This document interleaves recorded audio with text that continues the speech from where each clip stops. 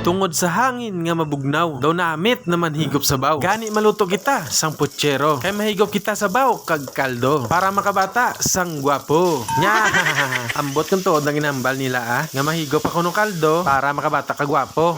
Be comment be guys kung tuod na. Kung ang karne tapos nagisa, ang kaldero taklo banta. Para sa kainiton, balhason siya. Sa katugnawon subong sang chimpo no, nami na lang sulod sa kaldero kag magpakuno-kuno nga putsero. Nya, padayon ta. Ibutang na ang malinis nga water from Bago City River. Dutay lang mga 2 ka liter. Nya, kabalo ka kis abitin man kung dutay sa baw mo. Karon hindi ta na mayo ka pakaldo. Nya, speaking of pakaldo, ibutang na ang saging, isunod ang repolyo. Aw, Chinese pichay lang ngaliging gamit ko. Kay wala sing repolyo. Nya, para sa akong pare-pareho man lang na sila. Depende na lang na sa version kag sa pagluto mo.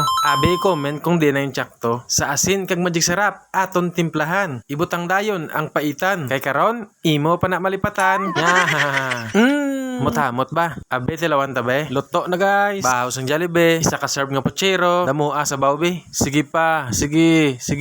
Parisan na uga. Ayabaw. Pwerte. Kaldo ta guys.